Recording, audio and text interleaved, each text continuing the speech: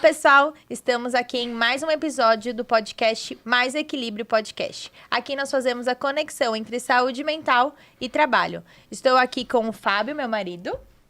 Bora lá, mais um, né? O Paulo Galante. Mais uma. Bora lá. Estamos aqui com um convidado especial hoje, muito especial. Nós já nos conhecemos há bastante tempo e nos conhecemos no campo, nos conhecemos trabalhando. Bom. Então, eu já acompanho o trabalho dele há anos, só vendo a evolução, mas vou fazer a nossa introdução.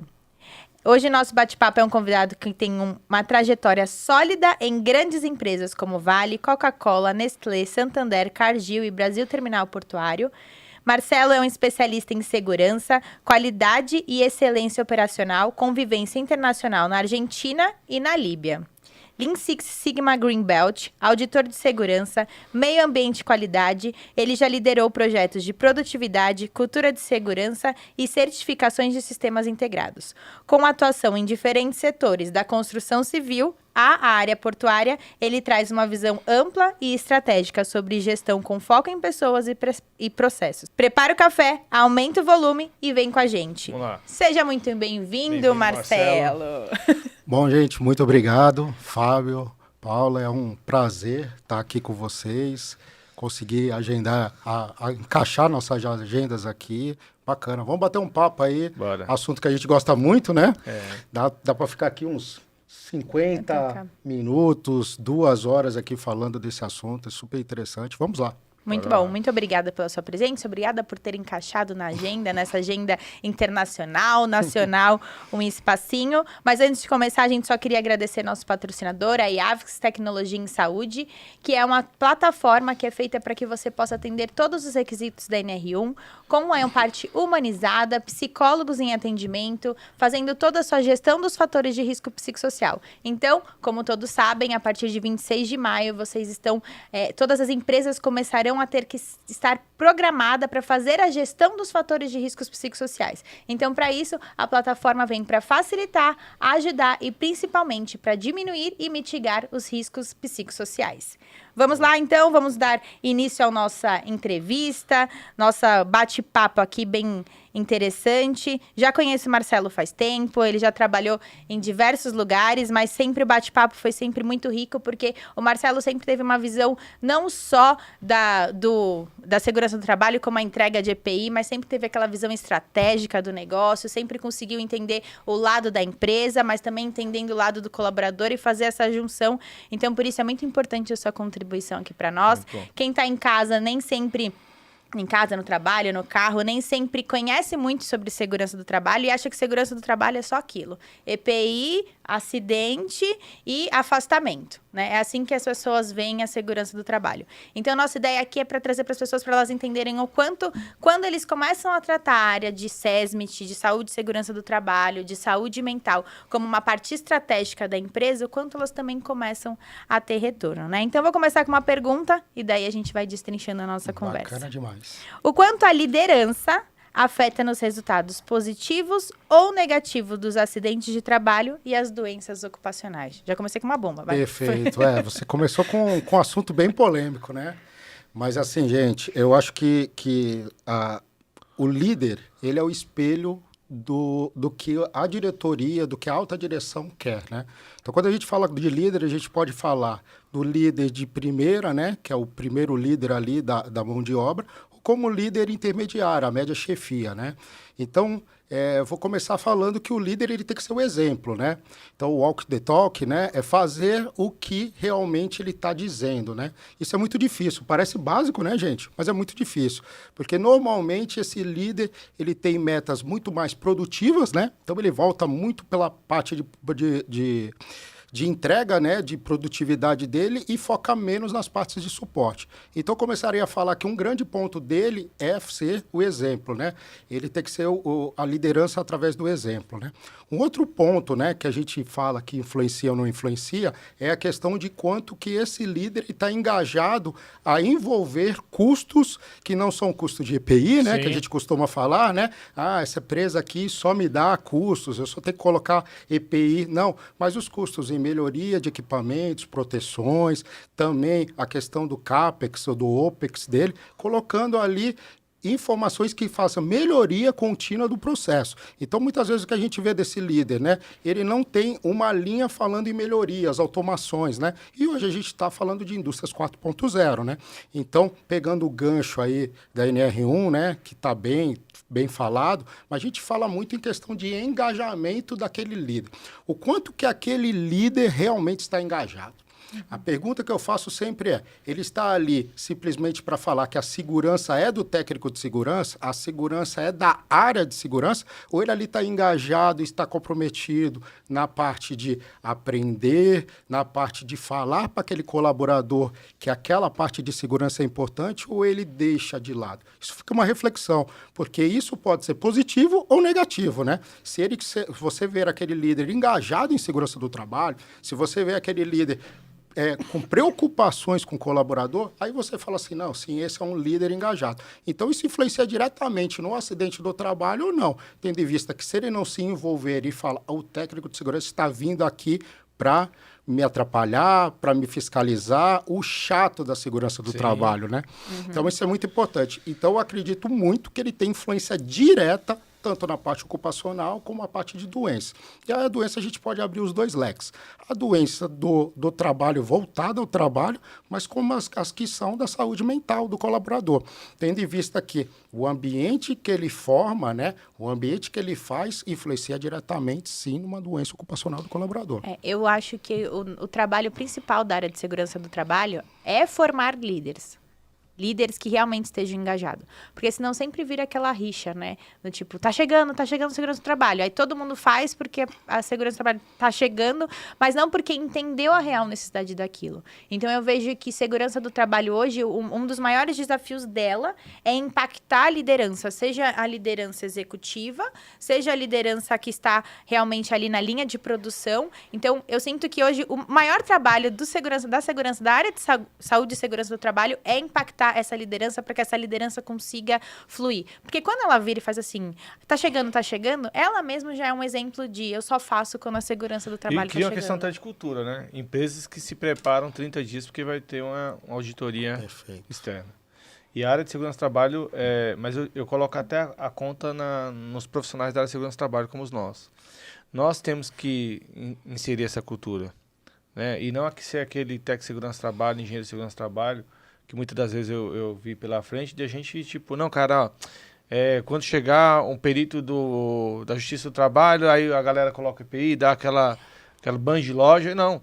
E aí você está fazendo o quê? Você está indo tudo contra o que você está... nós estudamos bastante sobre segurança do trabalho, e aí descredibiliza a tua própria área. Então, exatamente o maior desafio, eu diria, numa cultura no Brasil, a maior dificuldade que nós temos eu vi uma coisa que fala, a gente se auto-sabota toda hora. A gente se auto-sabota toda hora de novo, porque a gente precisa de ter as conversas difíceis com as pessoas. Tipo, de ter aquela conversa necessária com o líder, com o CEO da empresa. E eu falo, cara, não, Marcelo, cara, você vai me atrapalhar, cara, você vai parar aquela linha lá de produção, sabe quando você vai impactar na empresa? Aí o Marcelo tem que ter expertise e falar assim, então, cara, deixa eu te falar, se parar por um acidente de trabalho, o prejuízo vai ser muito maior. Uma vida que vai se perder, um problema financeiro, fiscalização que você vai atrair, descredibiliza a marca no mercado. Ou seja, você tem um monte de argumento, né? E eu acho que o maior desafio do profissional de segurança do trabalho é se impor, e o se impor não é uma questão de mandar, mandatório, e sim uma questão de você inserir a cultura. Eu já estive em algumas empresas japonesas, que é muito normal a cultura das pessoas lá em atravessar uma rua, né? Yoshi, que é dado como você olha para os dois lados lá, evita muitos acidentes. Mas, de novo, a gente tem que ter dados para a gente chegar nessa conclusão. Você tem um argumento através de dados, né? E aí você tocou num ponto muito importante para mim, Fábio. Eu digo que o papel do líder da segurança do trabalho, dos líderes em segurança do trabalho, é conseguir mostrar o quanto que a gente é importante. Sim. A gente não tem que fazer a gestão do medo. Então, você citou muito bem. Eu vejo muitos líderes de segurança do trabalho que usam a força da legislação brasileira, das ANS, falando, você precisa fazer isso porque a legislação manda. A pergunta que eu faço é, o quanto que você está conseguindo fazer o seu líder, o CEO, que não tem formação técnica, engajar no processo? O quanto que você consegue, por exemplo, participar num projeto de startup olhando com o viés da segurança? Ou você espera que o projeto esteja implementado para você falar, tá errado? Então, assim, quando a gente consegue mudar esse mindset nosso para transformar o colaborador de segurança do trabalho numa pessoa que envolve e engaja a liderança, a gente consegue começar a mudar os passos e a visão da segurança do trabalho. Quando o líder, agora olhando para o líder, né, o líder operacional, consegue entender que, por exemplo, um erro, um acidente, aquilo é um processo de melhoria para o processo, não mandar embora, desligar, punir, a gente começa a fazer a evolução dos dois lados. Mas o rapaz da segurança, ele é muito importante, né? Ele, o colaborador de segurança, ele é muito importante para que faça essa mudança cultural que a gente sempre fala. A gente fala muito em mudança cultural, parece uma coisa um pouco longe da nossa realidade. Mas quem é a mudança? Somos nós. Somos nós, colaboradores, que estamos lá. Então, quando a gente fala, a empresa não quer. Mas quem é a empresa? Somos nós. Estamos inseridos no processo. Então, a gente faz parte, somos agentes de mudança. O CNPJ é formado por vários CPFs, Exato, não é? perfeito. Então, não adianta a gente tratar o CNPJ como se não existisse CPF, porque o CNPJ só é formado por vários CPFs, né? E eu vejo que a gente precisa, como consultoria, muitas vezes, principalmente as empresas pequenas, falam assim, me disseram que eu preciso do PGR e do PCMSO.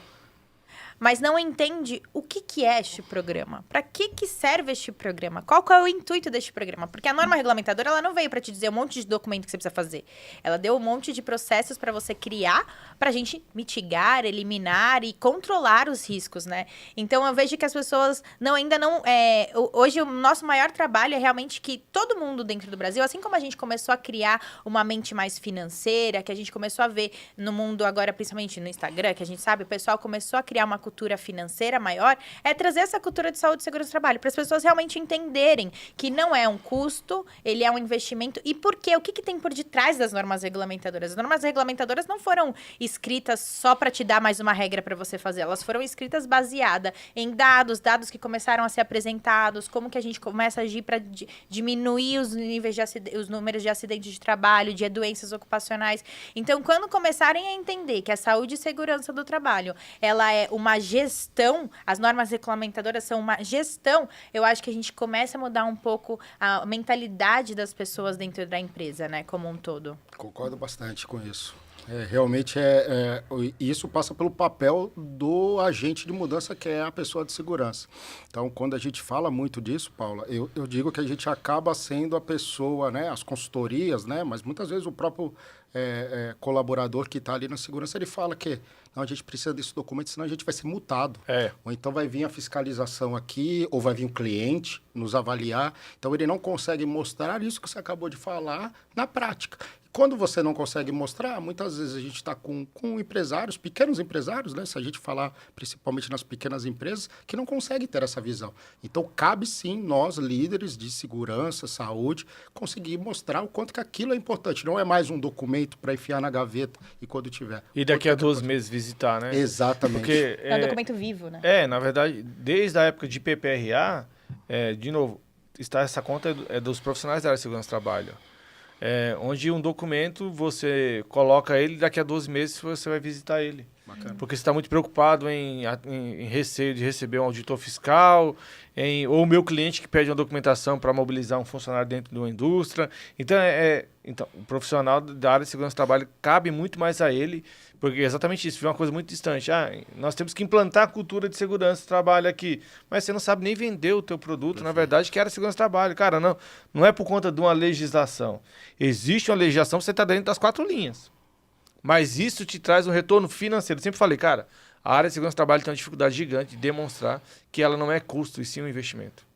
E cabe a nós, não é o empresário, cara, o cara não é especialista naquilo. Você que fez uma engenharia, uma pós-graduação em segurança do trabalho, você que fez um curso de técnico de segurança do trabalho, o médico que fez uma pós-medicina do trabalho, que ele tem que falar, cara, sabe quanto custa um ACAT? Sabe quanto? Não, e não é um problema do... afastamento? Sabe quanto custa um afastamento? É isso aí. E esse papel é o que a gente está cobrando nesse novo momento da pessoa de saúde e segurança. Então, assim, conseguir mostrar o quanto que é importante esse investimento e quanto que esse colaborador. Então, o mercado, ele está segregando e selecionando agora profissionais que consigam ter essa visão. Trazer para o empresário que não tem um conhecimento técnico, mas trazer para esse empresário o quanto que aquilo é importante, não é só um papel. O ROI, né? Você consegue provar que existe um investimento, $1 naquilo, você consegue voltar a $2, $3 em investimento. Então, isso é muito importante, né? Uhum. E como que você, hoje, como diretor de uma empresa, consegue passar, assim, para os seus liderados, né, para a sua equipe, e indo em cascata, né, a importância que a liderança tem na saúde mental? Porque a gente sabe que as maiorias dos acidentes de trabalho, muitas vezes, são causados pela saúde mental ali, que não está pelo comportamento. Então, como que você vê o papel da liderança nesse novo... O porquê da NR1 ter surgido tão forte nessa parte de saúde mental?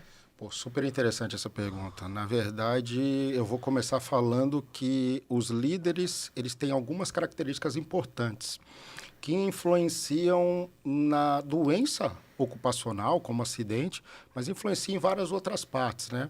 Quando a gente fala do iceberg da segurança, né, o iceberg do acidente, muita gente só consegue ver a parte de cima, que é o acidente, né? O acidente, ele é visível, a doença ocupacional é visível. Aí eu faço a pergunta, mas o que está por baixo de tudo isso? Então, eu vou começar com uma coisa muito simples, que a gente está fazendo aqui, falando de comunicação. E por incrível que pareça, a comunicação é uma coisa que parece ser simples, parece ser tranquila, mas é um grande gap de um líder na parte de saúde e segurança, mas também na parte do dia a dia do ocupacional. A comunicação transparente e clara para o colaborador é importantíssimo. Hoje, se o colaborador não entender o que ele tem que entregar de demanda, o que ele precisa fazer, quais são as regras do jogo, os padrões a estar estabelecido, ele não consegue entregar. E esse ruído de comunicação gera estresse, ansiedade, às vezes tristeza, né, decepção do colaborador. Isso é um grande ponto. A segunda parte é: todo líder tem que gerenciar conflito. E o que a gente vê aí pelas empresas? Ninguém gosta de conflito. O brasileiro, de uma forma geral, ele não gosta de entrar em conflito. São poucos. E aí, nesse momento, muitas vezes, o gestor, ele deixa o conflito acontecer e se resolver sozinho. Mas, muitas vezes, esse conflito não se resolveu. E o que acontece na prática? Aquele conflito continua acontecendo. E isso também gera muita ansiedade, transtornos e acaba desencadeando num processo de doença, né? Então, outra coisa que eu gostaria de falar é sobre a capacidade de adaptação dele. Por que eu falo adaptação? Toda empresa passa por crise, toda empresa. Não existe empresas que está livre. Como o líder hoje lida com a capacidade de uma redução de quadro, aumento da produtividade, fazer mais com menos, é uma palavra muito famosa, né? Uma frase muito famosa, conseguir fazer e deixar o ambiente ainda saudável para o colaborador. O que a gente vê que normalmente acontece aí no dia a dia? O colaborador fala: se vocês não fizerem, vão ser mandados embora. Se vocês não conseguirem produzir o que tinha de meta para a semana, vai ser mandado embora. Então, basicamente, ele não está ajudando em nada o ambiente. Então, um ambiente seguro traz aquilo. Você tem que fazer com o líder um ambiente de segurança psicológica para aquilo.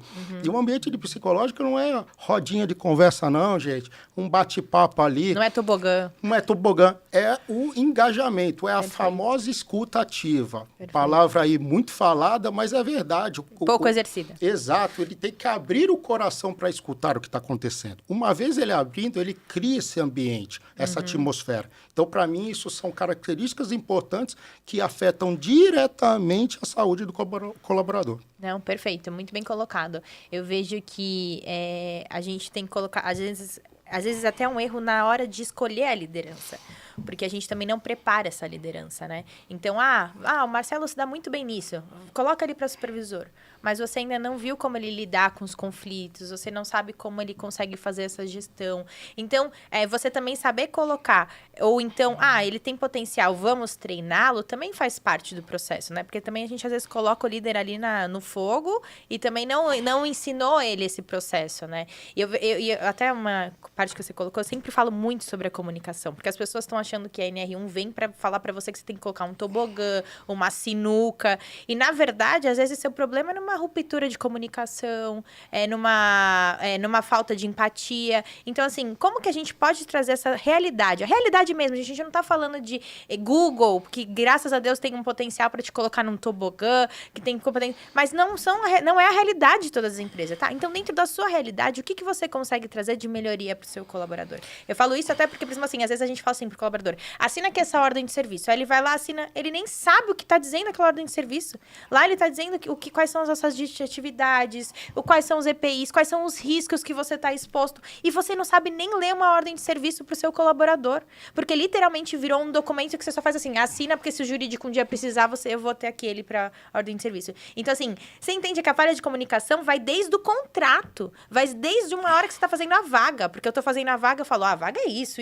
Quando você chega, a pessoa não vai fazer nada daquilo. Então, olha a importância da gente ter uma comunicação clara como líder, como RH, como SESMIT, desde o início do colaborador, né? Desde a entrada dele, o quão é importante esse cenário. E parece ser tão simples, né? Muito simples, e essa ruptura acontece desde o começo até o final do colaborador. Então, é muito importante o que você está falando. E eu vou ser um pouco mais agressivo. Se fosse resolver só colocar uma mesa de bilhar ou uma televisão com PlayStation, eu diria que seria até muito mais fácil para toda empresa fazer isso. Muito mais. Mas é entendível que você precisa entender o colaborador na ponta para que aquilo realmente seja de verdade. E como é que você consegue? Só com a comunicação. Não tem outro jeito. Não existe uma pesquisa ali digital, não tem nada. Você tem que conversar com o seu colaborador, você tem que olhar nos olhos do colaborador e falar, estou te entendendo, estou te escutando aqui para a gente entender. É muito interessante esse passo. Tanto que a NR1, até ela veio, uma das metodologias que até dentro da ISO a gente encontra são os questionários. Mas todo mundo fala assim, mas e depois desse questionário, o que eu vou fazer? Não, gente, esse questionário é só uma ponta para você saber os principais gaps que você tem. Então, eu descobri que as áreas que eu tô com mais dificuldade em comunicação é essas. E agora? Aí agora eu vou entrar num processo com os colaboradores daquela área. Depois dos colaboradores daquela área, antes dos colaboradores, com a liderança daquela área. Depois dos colaboradores. Então, assim, é um passo a passo, porque a gente também tá vendo, a gente vê nesse mundo que veio da NR1, a gente tá vendo muita gente vendendo o remédio, mas não entendendo o sintoma, e muita gente entendendo o sintoma, mas sem entender os processos depois de avaliar os sintomas. Então, como que você faz tudo isso, sabe? Então, a gente vê que, para você ver como a gente tem ruptura na comunicação. Porque começa que as próprias pessoas não estão entendendo a real necessidade desse processo que vai ter que ser implementado. Nós estávamos até comentando antes de iniciar, o Marcelo e eu lá no hall, a gente estava falando sobre isso. Se existe uma questão que é muito clara na nós que somos da área de segurança do trabalho, como a gente quantificar ruído, particulado, vibração, já existe equipamentos para a gente fazer isso daí. Só que a saúde, o fator psicossocial, que é a saúde mental, ela sempre foi tratada com uma questão qualitativa e não olhar com os olhos como deveria ser visto. E aí, na verdade, não é fazendo discurso bonito, não. Muito pelo contrário. É exatamente isso. Nós, da área de segurança do trabalho, nós temos que desmistificar algumas coisas. Sim. Desde 1974, cara, nunca se viu tanta mudança na norma. Né? A gente que está na área há quase 20 anos, nunca se viu tanta mudança na norma, como a própria NR4 deu uma atualizada, NR20, toda hora está atualizando, só que nós não queremos, que é algo prático. Tipo, não, cara, alguém traduz para mim, é isso daí que eu vou colocar aqui.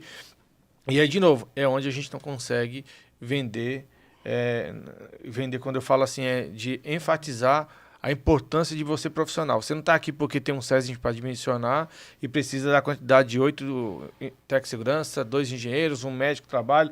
Não é isso. A gente, de novo, nós temos que buscar adaptação e entender porque, por exemplo, fantástico que empresas grandes têm outros recursos para investir em outras áreas de descompressão. Tá, e como que eu faço isso dentro de uma área de uma montagem de andaime que a gente está falando? Onde a gente tem 200 pessoas lá. E acabou a época da gente dizer que o problema era a máquina. O problema agora é humano. É verdade. É humano. É verdade. No passado falava, foi baseado numa máquina que não tinha proteção. A NR12 hoje está aí. Revolução muito Industrial clara, veio né? achando que era só máquina, né? E aí a gente está falando que a maior parte dos acidentes que eu investiguei na minha área, na minha trajetória, sempre foi ocasionado pelo homem. E de novo, uma questão de falta de percepção que a gente tem dele. O Marcelo chegou num dia legal, o líder do Marcelo, eu não consigo fazer esse filtro.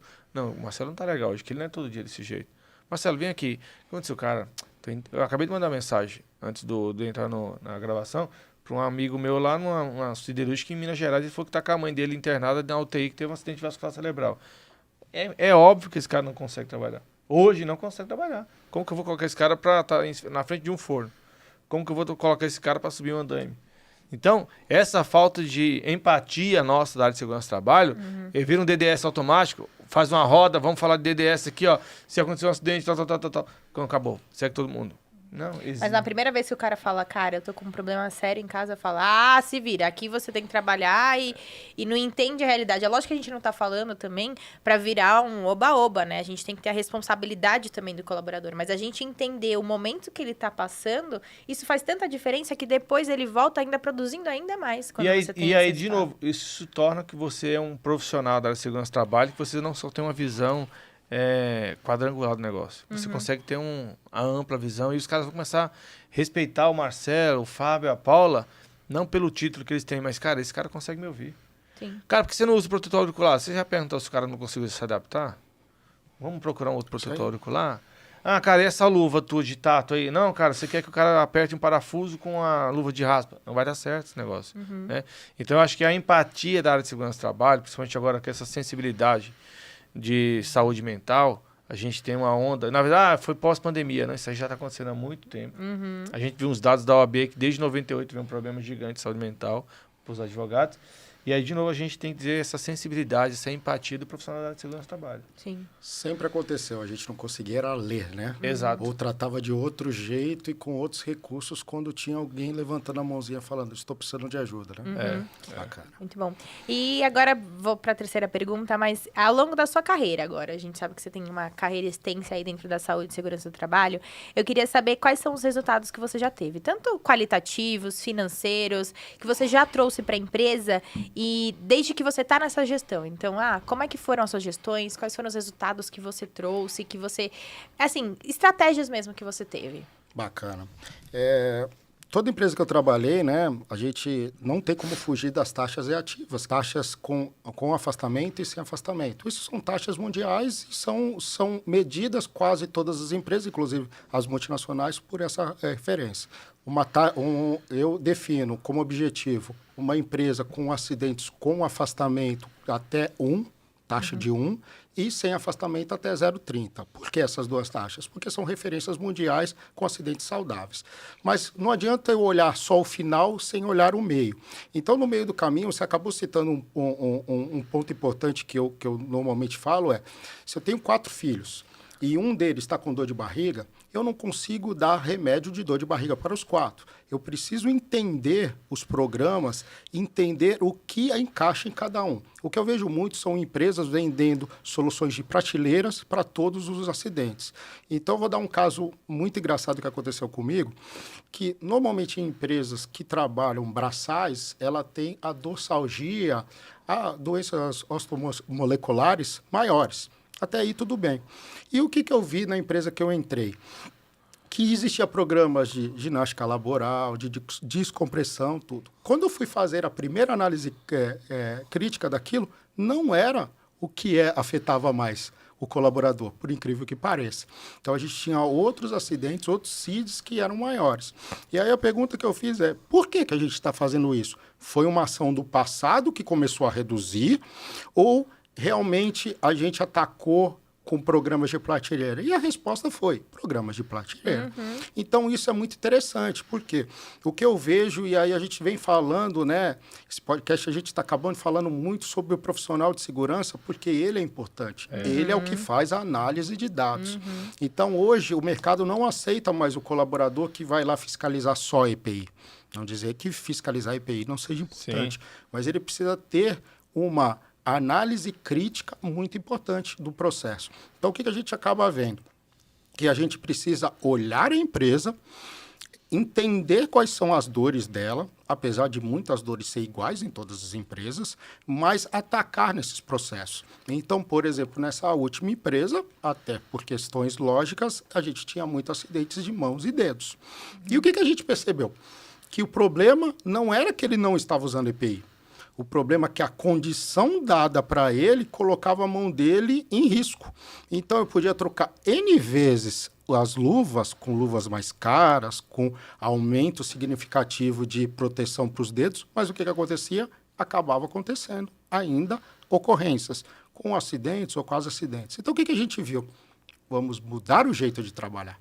Então, criou-se alguns carrinhos pantográficos que faziam essa aproximação e o colaborador só precisava torquear o equipamento.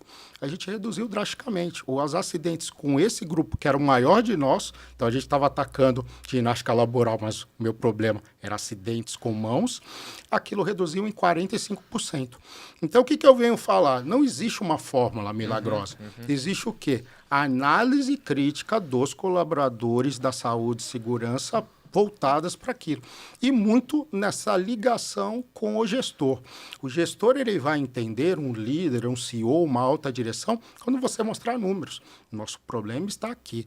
Então, eu preciso fazer esse engajamento. Eu luto muito para que o nosso colaborador comece no startup de um processo. E por que eu digo isso? Porque ele tem uma visão diferenciada do processo. Porque uma vez ele não participando do começo, a probabilidade da gente ter que mitigar no futuro é grande. Então, esse colaborador precisa estar lá. Então, todas as empresas que eu trabalhei, o meu plano é: vamos trabalhar no planejamento das atividades e no planejamento de vezes estruturas que a gente vai ter que mudar. Então, às vezes, uma ampliação de uma fábrica, uma aquisição do equipamento novo, ele precisa, sim, estar dentro da área de segurança. E você colocou um ponto muito legal, que é a participação dos colaboradores no processo. Até a própria NR17, ela deixa claro que os colaboradores precisam participar dos processos. Porque quem entende mais da operação do que eles? Não adianta a gente chegar com uma solução simples e básica, como se ela fosse simples e básica sem entender. Eu falo isso porque nós temos caso de diminuição na sinistralidade do convênio médico. Só com um auxílio psicológico sendo dado, nós diminuímos a utilização da fisioterapia no convênio médico. Perfeito. Porque as pessoas às vezes acham que a dor na coluna ela é causada pela ergonomia só, sobre as cadeiras, sobre a mesa, e nem sempre é. Às vezes ela é extremamente mental. Então, enquanto as pessoas não conseguirem fazer entender esse cenário, assim, fazer essa análise mesmo, eu digo que a gente precisa criar equipes mais analíticas. Hoje a gente sai um pouco da operação e entra mais para as análises, porque as análises vão trazer dados para você para que você possa tomar atitudes estratégicas que vão facilitar a operação.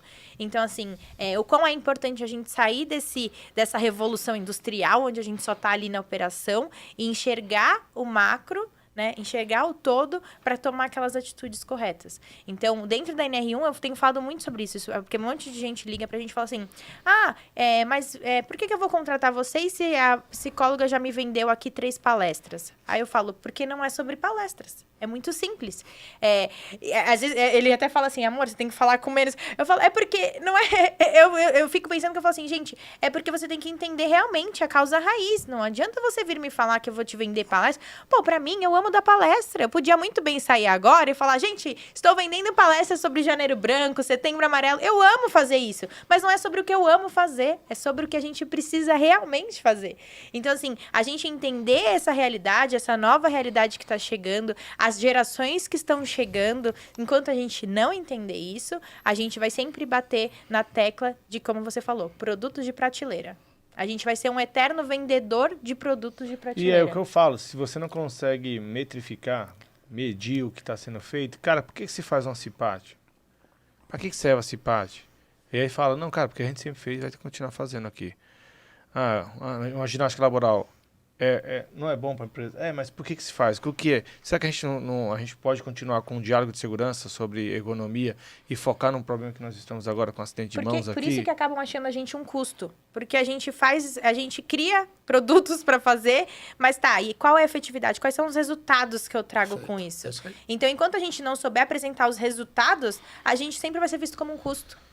E não como investimento. Agora, quando você fala assim, ó, a gente investiu nisso, a gente reduziu isso, e agora a gente tem os colaboradores mais satisfeitos e ainda trouxe uma saúde financeira para a empresa. Ah, agora eu entendi. Entendeu? A gente sai daquele cenário de, tá, pra que eu vou fazer? Ah, porque a norma diz. A norma diz nada. A norma diz pra você fazer gestão. A gestão você vai ter que fazer baseada na sua realidade, né? Então, eu vejo muito isso dentro da nossa área, né? Mas de novo, né? Aí a gente volta de novo pro profissional da área de segurança do trabalho. Ele tem que ter essa sensibilidade de falar, opa, espera lá, vamos lá, tá. Vocês fazem isso há 15 anos, 7 anos e tal. Fantástico. Mas o problema hoje que nós temos aqui é um pouco diferente. Deixou de ser ergonomia. Agora a gente está falando um pouquinho sobre saúde mental. Deixou de ser o EPI, que a gente mudou de marca de EPI, que era desconfortável. O problema está agora. E outra, né? Não, grandes atividades hoje, elas jamais vão ser substituídas por máquinas. Vai ter que ter o humano. E eu falo que a matéria-prima hoje, ela ainda é humana. Então você tem que ter o quê? O recurso humano vem disso, né? Recursos humanos, né? E o recurso humano deixou de ser exatamente, muitas vezes, a pessoa encara como uma área de recrutamento e seleção. E é exatamente isso, a empatia. Deixa eu perguntar com o Marcelo, que está lá na ponta lá, o que o Marcelo quer... Ele enxerga que a gente consegue melhorar o processo da equipe dele. E não é um trabalho só da segurança do trabalho, é um trabalho da empresa. É do RH, junto com a liderança, junto com a operação. Enquanto as pessoas não entenderem que nós somos uma engrenagem que trabalha junto, sempre vai falar, isso aqui é com a segurança do trabalho, isso aqui é com o RH, isso aqui é... Tá, gente, e o que é para a empresa? O que é em prol da empresa para que todo mundo tenha aqui uma vivência? Então, a gente sempre fica jogando, né? Terceirizando. Foi o que você falou, a gente não quer entrar em conflitos. O brasileiro tem isso. E para não entrar em conflito, o que a gente faz? É dele? Toma a bola. A batata quente, a famosa batata quente. E tá tão automático que eu prestei muito serviço para mineradora e muitas das vezes a gente ia, vamos implantar em junho. E aí tem todo o processo, o cara falava assim, ô Fábio, mas eu preciso que vocês mandem já o processo eleitoral. Cara, mas falta 2 meses, eu não contratei funcionário, não tem como fazer processo eleitoral, não tem como mandar nada de CIPA. Ou seja, então, mas é que a gente pede aqui, sempre. E aí cai de novo. Não é que pede sempre, cara. Porque de repente você não foi questionado sobre... Porque não existe eu constituir uma CIPA sem ter funcionário. E aí depois eu estou lá, mas manda então o PGR. Na época o PPRA, beleza, tudo bem, manda um qualitativo. Depois eu vou ter que fazer o quê? Quantificar ruído, particulado, vibração. Exatamente isso, prateleira. Porque a gente sempre pede aqui, a gente tem um checklist para você prestar serviço para mim aqui dentro. Você tem que apresentar a documentação de CIPA, mas não agora, antes. Não existe isso. E aí, de novo, a gente tem que sair um pouquinho do automático. Quando a gente faz o curso de segurança do trabalho, a gente recebe eu diria que uma autoridade muito grande, sim, porque fala, cara, você quer dar segurança do trabalho, você vai embargar, você vai parar a fábrica, a gente sai mordendo o calcanhar. Sai mordendo o calcanhar. Sai um monte de cachorro bravo. Sai. E aí, primeira coisa, você tem que ter uma visão de empresário, empresa como um todo. Sentimento de dono. Eu já fiz entrevista com alguns profissionais de segurança do trabalho, ele falou, mas por que você quer mudar de empresa? Então, é que eu não consegui impor a questão da cultura lá. Mas quanto tempo? Fiquei 3 meses. Não vai conseguir.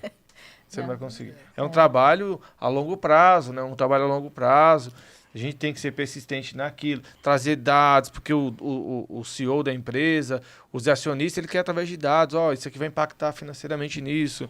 A gente vai fazer o quê? A gente está investindo 200 mil em EPI, nós não precisamos investir tanto, porque o problema não está no EPI, sim na capacitação de treinar o cara. Não é no custo da NR12, é eu treinar o cara. Então é exatamente isso. A gente empurra as pessoas como a gente empurra a liderança. Sim, pelo menos capacitar ela. Bacana. Eu sei que nosso assunto aqui é muito bom. É muito gostoso. Bom, né? A gente já tá partindo pro fim. Só para finalizar, eu queria que você falasse pra gente o que você enxerga da cultura de saúde e segurança do trabalho hoje. Se você acha que ainda precisa mudar, o que a gente precisa evoluir. Como que você acha que em qual ponto caminho, né? Nós estamos hoje? Bacana. Eu acho que a gente evoluiu muito nesses últimos anos, né? Diria que na última década a gente teve uma evolução, uma valorização da área, ou pelo amor ou pela dor, mas a gente evoluiu muito como empresa. Eu acredito que a gente tem alguns pontos que eu gostaria de deixar aqui para a gente refletir, né? Eu ainda vejo muitas empresas que não se atentaram que a parte de tecnologia é importante para a área de saúde e segurança. Então, assim, exemplos simples, né? Uma inspeção a 10 metros de altura, a pessoa tem que subir lá. Será que não dá para botar um drone para fazer essa inspeção? Então, assim, evoluir para isso, sair do papel, com a gente conseguir pensar um pouco fora da caixa. Você falou um negócio de geração, porque isso já estava na minha cabeça, o líder ele precisa entender que ele está lidando com 3 gerações diferentes. E ele querendo ou não querendo, ele tem que entender. E não adianta achar que o remédio é igual para todas as gerações. Boa. Cada um reage de um jeito diferente. Então, desde que seja justo, coerente, você tem que saber lidar diferente com essas gerações. O líder, tanto de saúde e segurança, mas o líder operacional precisa saber disso. Quando eu vou pensando mais no líder operacional, qual que é o meu grande ponto? Eu acho que essa parte, as empresas elas ainda falham muito. O líder, o primeiro líder, então é um líder de montagem, um líder de mecânica, o primeiro mesmo que está com a equipe lá embaixo, ele precisa ser preparado para ser líder. Não é o melhor montador que vai ser o líder. Então, o que a gente percebe muito? Não existe um programa formal dentro das empresas para que prepare um próximo líder. Então, ela pega realmente quem é melhor performance. Então, esse, para mim, é um grande ponto. Por que eu falo da parte operacional? Porque isso influencia diretamente na área de segurança. Então, ele não virou líder, ele não se preparou, ele não vai gerir conflito, ele não vai fazer uma comunicação clara e eficaz, ele não vai ter o ambiente de segurança, psicologicamente seguro. Então, eu falo, as empresas precisam se preparar para gerar líderes, que vai impactar diretamente na saúde e segurança do colaborador. E, por último, criar canais efetivos de comunicação. Perfeito. E não existe também fórmula mágica. Tem que saber para cada um como eu consigo me adaptar melhor. Então, se você vai por uma empresa, sei lá, de telemarketing, por exemplo, vai ser um tipo de comunicação. Uma empresa braçal vai ser outra. Uma empresa administrativa vai ser outra. Mas serviços que está cada um separados, em um ponto. espalhados no Brasil, mas é preciso ter canais efetivos. Descobrir qual o melhor jeito de você conseguir fazer essa interface. E só para terminar, pegando o gancho, se alguém seguir essa jornada de 45 mil, né, da certificação, precisa ter envolvimento e participação do público operacional. É um item obrigatório cumprir. Então, você vê que a gente vem falando de comunicação, a gente vem falando do papel do líder de saúde e segurança, mas também do líder operacional, mas o quanto que a gente precisa ainda evoluir. Eu acho que a gente, quando incluir esses passos, a gente acho que dá um passo importante aí para interdependência, ou quem sabe aí um passo até maior do que isso. Perfeito. E eu vejo que é isso mesmo que a gente precisa para a cultura. Entender as normas regulamentadoras não como uma legislação, mas como um programa de gestão. E depois disso, ir para as frentes de quais pontos de gestão você tem e personalizar. Não adianta você... A norma, ela vem para fazer... Né, ela vem para te dar um direcionamento, mas você não tem como usar completamente ela para todos os locais que você vai. Tanto que depois foi criada uma NR22. Tudo por quê? Porque sabe que não dava para encaixar ela dentro das outras. Então, você vai criando as normas exatamente por quê? Porque elas não se encaixam... Não é um produto de prateleira. Ele é um programa de gestão. Então, como que você vai fazer esse programa de gestão, né? E você colocou um ponto muito forte, a tecnologia.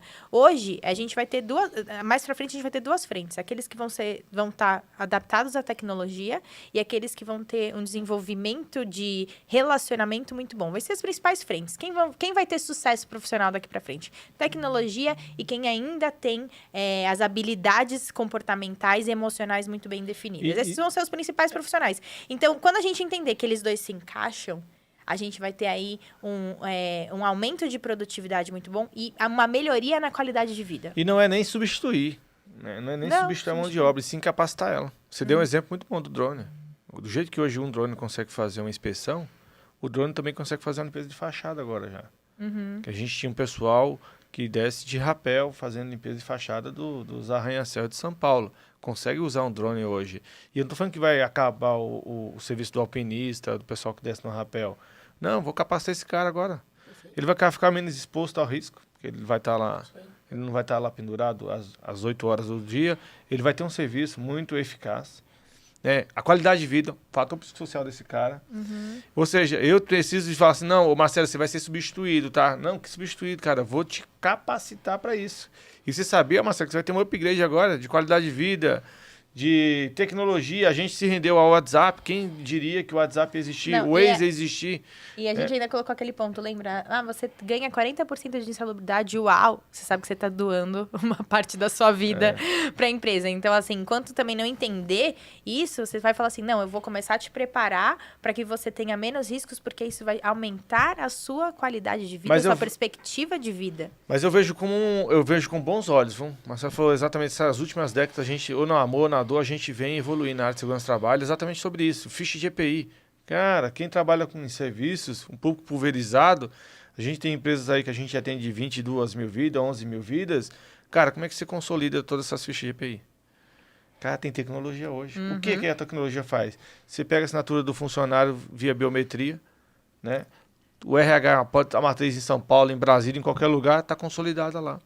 Garantindo isso daí. Ou seja, me rendi a tecnologia. E saindo do papel... Como se a gente for a fundo um pouquinho sobre a história do cartório, por que o cartório existe, começou lá em Portugal, exatamente por conta disso. A gente tem que se render à tecnologia e falar, cara, eu não tenho muita familiaridade com a tecnologia, mas deixa eu dar um treinamento pro meu profissional. Ele vai se sentir tão importante, porque você vai falando, tô substituindo você pelo drone. Mas sim, vou te treinar pro drone. Ele fala, cara, vai pegar pros filhos em casa, nossa, o pai agora não precisa descer, agora eu controlo um robô, que o robô faz o que eu fazia. Ou seja, é valorização profissional, me rendi à tecnologia, o resultado vai ser melhor. Da mesma forma para a segurança do trabalho, né? Tem tanta tecnologia hoje que nos traz benefício de fazer gestão de saúde e segurança. E a gente, de novo, né? A gente não está deixando de deixar a ferramenta humana. Muito pelo contrário, tem que ter um indivíduo por trás do drone, né? Controlando o drone, controlando o equipamento, né? Com certeza. Mas eu tenho boas expectativas, cara. Estou bem otimista aí com essa evolução da tecnologia junto com a área de saúde e segurança. E a gente, inclusive, te chamou porque a gente sabe que você é um desses que também quer incentivar a cultura de saúde e segurança do trabalho, porque realmente, e a saúde mental totalmente ligada. Quando eu falo de saúde e segurança, eu já incluo a saúde mental, porque ela também faz parte, assim, como um todo, né? Então, quando a gente fala sobre cultura de saúde e segurança do trabalho, eu vejo com bons olhos que a gente vai começar a atingir, até a geração que está vindo, ela já vem com uma geração com um olhar, um cuidado mais para si. Então, também vai ajudar na área de saúde e segurança, porque ela vai começar a se valorizar também, né? Ela não vai deixar qualquer pessoa falar, não, sobe aí sem EPI, ou sobe aí sem EPC, porque ela vai falar, opa, não, peraí, eu valorizo a minha vida. Então, ótimo, a gente vai começar a vir com uma geração que vai questionar, ela não vai simplesmente abaixar a cabeça.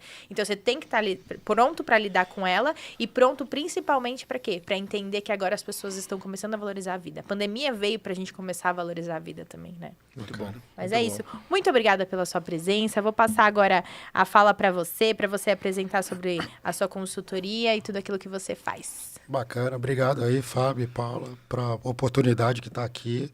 A Safety Share já está no mercado há 3 anos, né? A gente tem um foco muito forte, além dos documentos legais, toda a parte de segurança do trabalho aí legal, mas também com a liderança e a parte comportamental do colaborador. A gente entende que essa é a parte que pode fazer uma diferença dentro das pequenas empresas, das médias empresas que trabalham aí a liderança. Então, estou aqui, o contato está aqui, então, Safety Share, é só procurar nas redes, ou pode entrar direto em contato comigo, que a gente está à disposição aí para estar ajudando todos e com o objetivo final, né? Ter um ambiente seguro e um colaborador saudável. Muito bom. E o seu livro? Então, escrevi alguns livros aí, mas os últimos 2 foram junto aí com a parceria com o Fábio Arruda, né? Ele é uma junção de lições aprendidas, né? Então, é uma oportunidade de poder ver as lições aprendidas dos colaboradores, mas também poder também contribuir aí com o ambiente seguro. As últimas 2 aprendizados dos últimos 2 livros foram partes de melhorias de processo. E esse ano aí, se Deus quiser, a gente vai falar um pouco de comportamento seguro, né? Então, quem quiser, ele é aberto para todos, né? Fica também aberto para vocês, né? É um livro colaborativo, né? Sem fins lucrativos, né? Com o objetivo de levar a segurança e as boas práticas do Brasil todo para que as pessoas consigam entender. No ano passado foram mais de 250 colaboradores para esse livro, né? Então fica aí aberto a todos da área de segurança que quiserem participar, pode entrar em contato comigo ou com o Fábio Arruda, que é um dos grandes exponentes aí da área de saúde e segurança aí do Brasil. Muito bom. Legal, muito bom. Muito obrigada pela sua presença. Finalizamos então aqui mais um episódio. Agradecimento especial novamente ao nosso patrocinador, a Iavix Tecnologia em Saúde. Se vocês querem saber mais, escaneie o QR Code que está aqui na tela, para que você possa entender um pouco mais sobre como funciona a gestão em saúde mental em um lado humanizado e tecnológico. Muito obrigada. Obrigado, Marcelo. Amor. Com certeza a gente vai ter outras oportunidades, porque o nosso certeza. assunto é muitos episódios para a gente falar ainda. Mas agradeço muito aí pelo teu tempo aí, tá? Obrigadão, Forte gente. abraço Muito aí. obrigada, Marcelo. Obrigado. Obrigadão.